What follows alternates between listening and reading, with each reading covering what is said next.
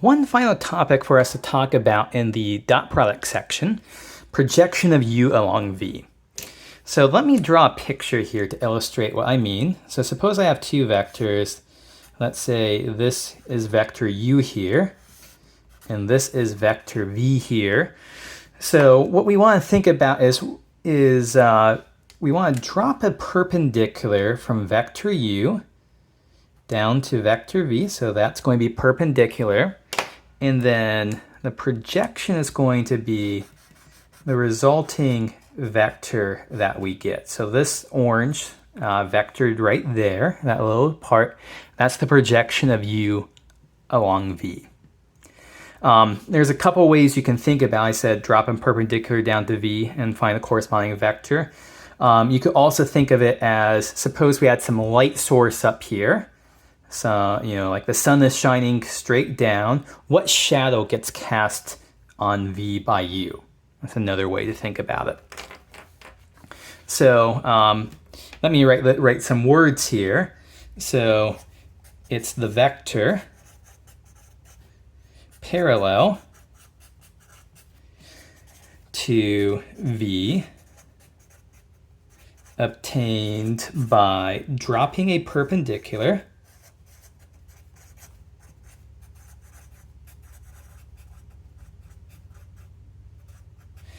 from u to v.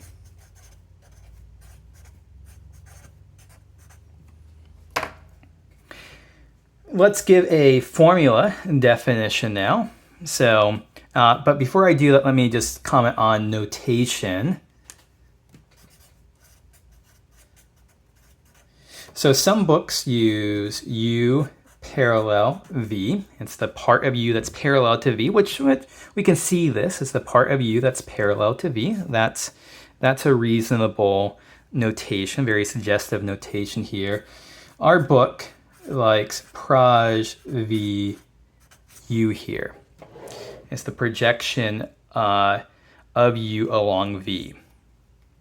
I sometimes get confused over which one's the projection of u along. Is this projection of u along v or projection of v along u? Because in general, those two are not equal to each other. So my personal notation, I just write out that proj u on v, and it's very clear what we mean here. So what's the formula for this? So the formula is going to be proj u on v. It's u dot v over v dot v times v. Let me just point out something here. So this right here, this is a scalar. So u dot v, dot product is a scalar. V dot v is also a scalar. Scalar divided by a scalar is a scalar. But then it's the scalar times v itself. V is a vector, so this whole thing, the projection is a vector quantity here. Let's do an example of this. Let's find the projection of u on v for these two vectors here. So we need to compute u dot v and v dot v. Let's do calculations. U dot v would be 5 times 4 plus 1 times 4 minus 3 times 2 is 18. And we also need v dot v. So that's 4 times 4 plus 4 times 4 plus 2 times 2. So that's going to be 16, 32, 36. And so putting all of this together from our formula, it's u dot v over v dot v times v itself.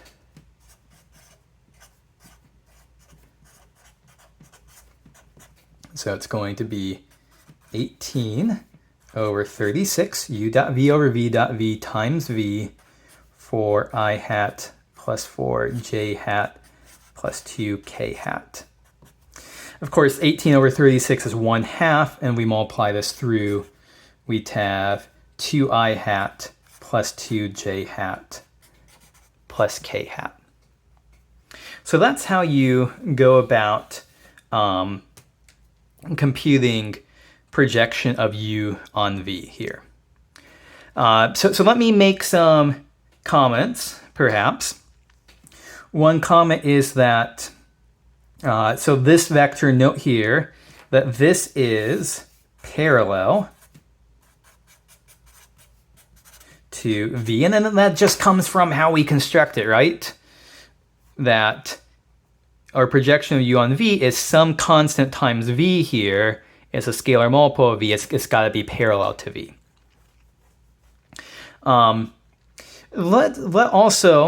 Let's also go back to this picture here.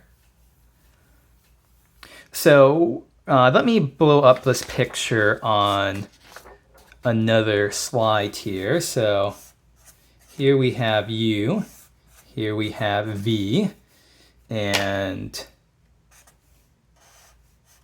so this right here was our proj u on v here.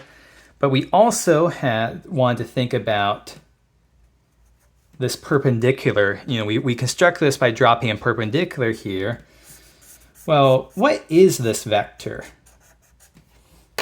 So this vector, we would get the proj of u on v plus this vector is equal to u here. And let me do a little bit of arithmetic here. Sorry, not arithmetic, I want to relabel.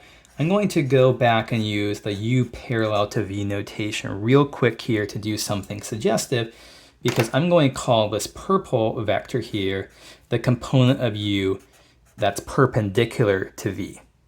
So what we're doing is that we can split up writing u as a vector. Can be written as a vector that's parallel to v plus a vector that's perpendicular to v. So u is equal to u parallel v plus u perpendicular to v. And we know what u is in this particular case.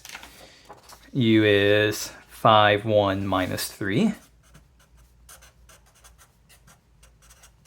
And the u parallel to v, we found that to be 2, 2, 1. So if we simply take this formula and rearrange it to solve for u perp, the component of u perpendicular to v, it's u minus the component of u that's parallel to v, the projection.